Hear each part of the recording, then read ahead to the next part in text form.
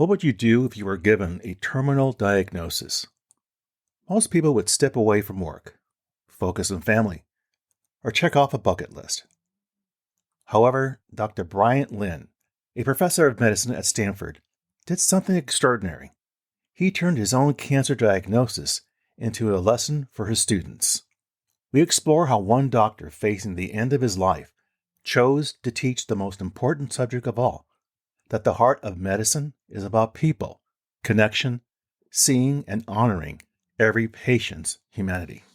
Welcome to That's Life, I Swear. This podcast is about life's happenings in this world that conjure up such words as intriguing, frightening, life-changing, inspiring, and more. I'm Rick Barron, your host. That said, here's the rest of this story. Dr. Bryant Lynn stood before his class at Stanford in September, embracing a moment he knew was precious, one of the last he would likely teach. At just 50 years old and a non-smoker, he had been diagnosed with stage 4 lung cancer months earlier. The prognosis was terminal, and he estimated that he had about 2 years before his medication would lose its effectiveness. But rather than stepping away from his life's work, he chose to lean in, to teach a course about the very illness he was facing. A lot of students responded with overwhelming enthusiasm.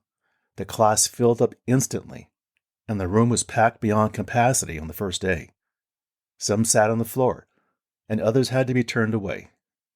"It's quite an honor for me, honestly," Dr. Lynn said, his voice thick with emotion. "The fact that you would want to sign up for my class." After the class had settled in, Dr. Lynn jumped right into the purpose of the class. He began by sharing a story that had shaped his journey in medicine. He took a piece of paper from his shirt pocket, a letter from a former patient. Dr. Lynn adjusted his glasses and took a steady breath. Every student in the room was silent. He called out that the patient, a man with chronic kidney disease, had made the difficult decision to withdraw from dialysis, knowing it would soon bring an end to his life. Dr. Lynn read aloud, his voice catching. He continued reading the letter. "I wanted to thank you so much for taking such good care of me in my old age. You treated me as you would treat your own father." As Dr. Lynn finished, he folded the paper and placed it back in his shirt pocket. He looked across the room and noticed that all of the students were silent. Some even had tears in their eyes.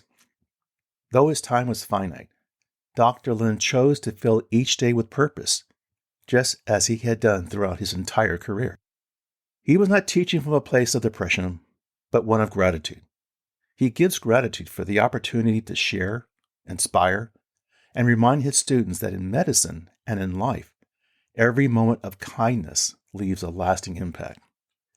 Dr. Lynn said his final act of gratitude had stayed with him, a reminder of the deep connections formed through care and compassion. With that same spirit, he created his 10-week medical school course titled From Diagnosis to Dialogue, a doctor's real-time battle with cancer. You see, this class is part of my letter, part of what I'm doing to give back to my community as I go through this, as he explained to the class. Dr. Lynn's lessons extended beyond the lecture hall. Across the Stanford campus, an 18-year-old freshman just beginning his journey at Stanford discovered a class recording of Dr. Lynn. The course had filled before he could enroll, but he was determined to learn. After contacting Dr. Lynn, he was permitted to follow along online. This young freshman had questions. He was searching for answers. In Dr. Lynn's story, he found something more, a lesson not just about medicine, but resilience, giving, and living each day with intention. Now keep this person in mind as I continue the story, as they will come up again towards the end. Last spring of 2024, Dr. Lynn's life took an unexpected turn. A persistent cough grew worse, leading to a CT scan that revealed a large mass in his lungs. Further tests confirmed the diagnosis: cancer. It had already spread to his liver, his bones, and his brain, where doctors found 50 cancerous tumors. Dr. Lynn is a husband, and he is a father to 2 teenage sons, a healer now facing an illness he had spent his career fighting. The diagnosis carried a cruel irony. As a clinical professor and primary care physician, Dr. Lin had dedicated much of his work to researching non-smoker lung cancer, a disease that disproportionately affects Asian populations. He co-founded the Stanford Center for Asian Health Research and Education, leading efforts to better understand and treat the illness that now confronted him. Dr. Lin isn't the kind of person to dwell in despair. A self-proclaimed jolly person, his booming laughter and deep radio-worthy voice have made him a beloved presence among students and colleagues. A longtime mentor once described him as a Pied Piper for ideas, someone who could inspire and unite people around a vision. Whether directing Stanford's Medical Humanities program or patenting medical devices, his work had always been driven by one fundamental belief: medicine is about people. That philosophy shaped everything he did, from pioneering research to how he cared for his patients.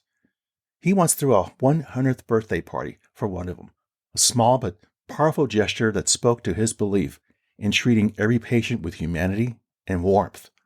As he faces his illness, Dr. Lin continues living by that principle. He teaches, shares, and gives back. His journey is not just about battling cancer. It's about finding meaning every day, continuing to inspire, and showing others that the purpose remains despite adversity. Dr. Lin's cancer was advancing quickly. The pain settled into his spine and ribs, and his weight dropped. His doctor prescribed a targeted therapy designed to fight the mutation fueling his disease alongside chemotherapy, which brought nausea and painful sores. But even in the face of illness, there were glimmers of hope. After several rounds of treatment, his breathing eased, his coughing began to lessen, and scans revealed a dramatic reduction in the cancer spread. He continued teaching, he kept seeing patients, and he began to consider how best to use the time he had left. Dr. Lin thought of the letter from the dying patient that had been written to him, a simple but profound gesture of gratitude. Now Dr. Lin had his message to share, and he hoped that some of his students, inspired by his course, might devote themselves to cancer research or care.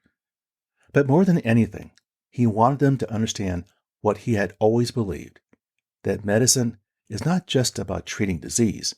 It's about people, connection, and seeing and honoring every patient's humanity. His illness had changed his path, but not his purpose. And as long as he had time, he would continue to teach, inspire, and live with intention. Dr. Lin's class gathered for an hour every Wednesday. One week he led a session on navigating difficult conversations, emphasizing that doctors must have the humility to say, "I don't know." It was a lesson he had learned firsthand as a patient facing the uncertainties of his diagnosis. In another class, he explored the role of spirituality and religion in coping with illness. Though he wasn't religious, he shared how deeply moved he was by the kindness of those who prayed, chanted, or lit candles for him. It was a reminder that comfort can come in many forms. He approached teaching the way he had always practiced medicine, with a primary care model. He served as the first point of contact, sharing his personal experience with cancer. But when the conversation needed more depth, he brought in specialists. One of his first guest speakers was Dr. Natalie Louie, a thoracic surgeon and lung cancer expert, who framed Dr. Lin's diagnosis within the broader landscape of non-smoker lung cancer, particularly among Asian patients. Through each session, Dr. Lin's mission was clear: to prepare his students for medicine and life, to teach them that knowledge and expertise mattered, but so do honesty, empathy, and the courage to sit with uncertainty. Above all, it is to show them that purpose endures, even in the face of illness. In the United States, about 20% of lung cancer diagnoses occur in people who have never smoked. Dr. Natalie Louie explained this to the class. But in Asian and Asian American populations, that number can be as high as 80% in some groups. She highlighted how Chinese women in particular are disproportionately affected, an unsettling reality that placed Dr. Lin's diagnosis into a larger, sobering context. For a session on caregiving, Dr. Lin welcomed a very special guest. "My wonderful wife," he said, with a warm smile, introducing Christine Chan. The classroom, once buzzing with quiet chatter and laughter, grew still. The chairs inched closer to Christine. Everyone wanted to hear every word that she had to say. Like her husband, Miss Chan faced difficult truths with grace. She spoke directly to the students, understanding that many would one day find themselves in the role of caregivers. She shared how overwhelming it had been at first, drowning in complex medical terminology, searching for ways to make life easier for her husband. She encouraged caregivers to lean on their support networks, but admitted that even well-intended offers to help could feel like another responsibility to manage. As a MIT graduate and program manager at Google DeepMind, Ms. Chan was used to planning, analyzing, and optimizing. But facing her husband's illness, she had to learn to take it one day at a time. I wonder what was going through the minds of students enrolled in Dr. Lin's class. Many were beginning their journeys in medicine, still in their late teens and early 20s. What was it like to learn from a professor whose time was running out? A few described the experience as a once-in-a-lifetime opportunity. Some saw him as incredibly brave, admitting they weren't sure they would have the strength to teach under the same circumstances. But others were surprised. They had expected something heavier, more existential, a deeply emotional journey through illness. Dr. Lin remained unwavering. Apart from a single moment of emotion in the first lecture, he approached each class with the same humor and energy that had always defined him. He even cracked jokes. His students had expected to witness the weight of mortality. Instead, they saw something even more powerful. A man who, despite everything, was still fully living. For some students, Dr. Lin's unwavering optimism was difficult to reconcile with the harsh reality of his illness. Gideon Winchell, an 18-year-old freshman from Austin, Texas, was one of them. You may remember that earlier in this podcast, I called out about a Stanford freshman who was determined to learn from Dr. Lin. He had initially watched the first class from his dorm room. He had questions, and he was searching for answers. Gideon had a complicated relationship with illness. When he was 5, his mother was diagnosed with breast cancer. His younger sister was only 3. He had vivid memories of playing with his mother's colorful scarves while she rested on the couch, her head bare. But beyond those childhood snapshots, he had never spoken to her about what she had endured. He had never asked, "Tell me the story of your cancer, Mom." He hoped that Dr. Lin's class might give him the courage to start that conversation. During a session on spirituality, the ideal of control came up. It was the opening Gideon needed. After class, he lingered and asked Dr. Lin whether teaching this course was his way of reclaiming control over his diagnosis. Dr. Lin didn't hesitate. "No," he said. He didn't dwell on what was beyond his control. Instead, he focused on a different question. How am I going to live my life today? I'm very conscious that I have very limited time left, he admitted. So I think about that. Is this a worthwhile way to spend my time? His answer was clear. Yes, the class is worthwhile. Gideon absorbed the weight of those words. It's powerful, he said. It's impressive that you're doing this. Dr. Lin gave a small smile and shrugged. I think if I were 20, it would be different. He explained that his years as a doctor had given him a perspective that allowed him to accept his reality faster than most might. Then, as to ensure his student understood, he asked again, "Does that make sense?" This time Gideon didn't just nod. He understood. And Dr. Lin, with another quiet smile, carried on. Sometimes in private, Dr. Lin was less optimistic than he appeared in class. He often looked back on time passing and thought how fast the week went by. When he saw an older person, he was reminded that he probably wouldn't live to be that age. What hurt the most was missing not the opportunity to grow old, but what growing older represented. the chance to attend his children's graduations, to watch them grow up and start their own families, the expectation to spend his later years with his wife. Dr. Lin and Miss Chan finally approached their two sons to tell them about their father's diagnosis one day. They weren't sure the boys fully understood what it meant. It was hard to think of a man dying when he looked as healthy as Dr. Lin did. They think Daddy can take care of everything, fix everything, solve everything, Dr. Lin said.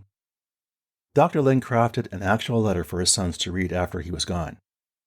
"Whether I'm here or not, I want you to know that I love you," he wrote. "Of the many things I've done that have given my life meaning, being your daddy is the greatest of all." He expressed he was lucky to have two sons who brought joy and laughter into the house. His teaching assistants made the course possible. The Stanford community, his colleagues, and the people at the Asian Health Center, his students and residents, his patients, his friends, his parents, his wife. In December of 2024, Dr. Lin held the last class in a library at the Stanford Hospital. Students filled the room while the librarian leaned against the wall to listen. As the class was nearing its end, Dr. Lin stood at the front of the room, folding and unfolding a piece of paper where he had printed his closing remarks. He took a deep breath. It was time to finish his letter. "For the past quarter, you've been hearing about the bad break I got," he said, echoing parts of Lou Gehrig's address at Yankee Stadium. "And yet today, I consider myself the luckiest man on the face of this earth. So I close in saying that I may have had a tough break, but I have an awful lot to live for. Thank you, and it's been an honor." It seemed clear that Dr. Lin had achieved at least some of his goals. When he asked whether students were thinking of careers in cancer care, about a third raised their hands. The ones planning to be doctors told me they would remember Dr. Lin's story when seeking to understand their patient's experience of illness. But the class moved students in ways he hadn't anticipated. Several students advised their parents to get screened for lung cancer. A master's student was integrating vocabulary about lung cancer into the Mandarin class for medical trainees that they planned to help teach in the winter.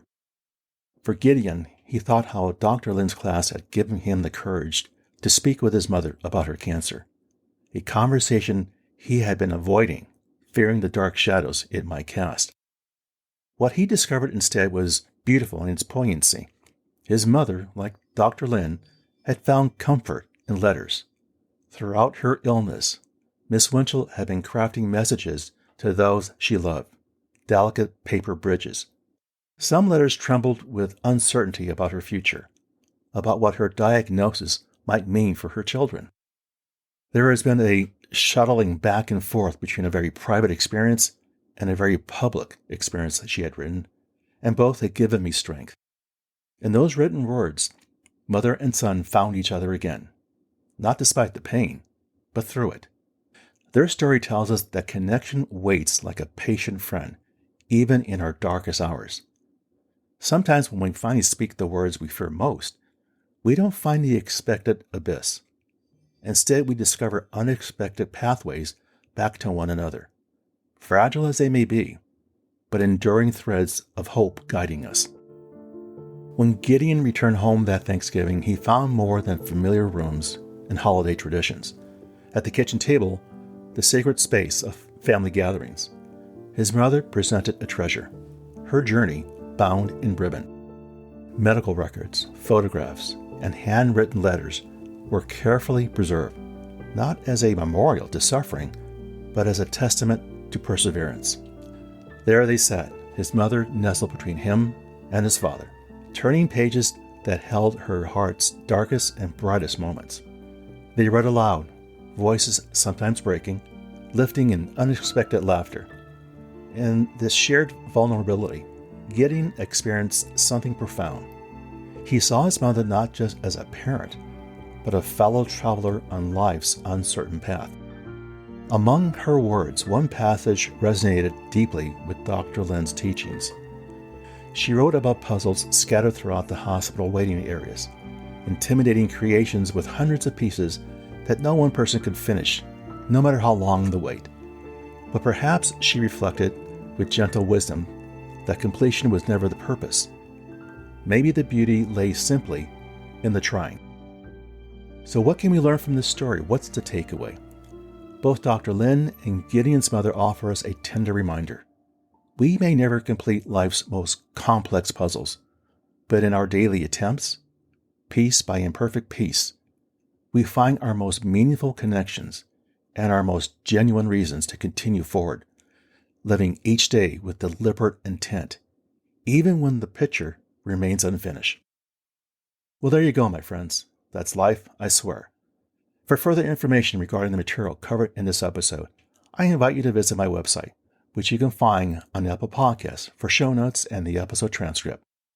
As always, I thank you for the privilege of you listening and your interest. Be sure to subscribe here or wherever you get your podcasts so you don't miss an episode.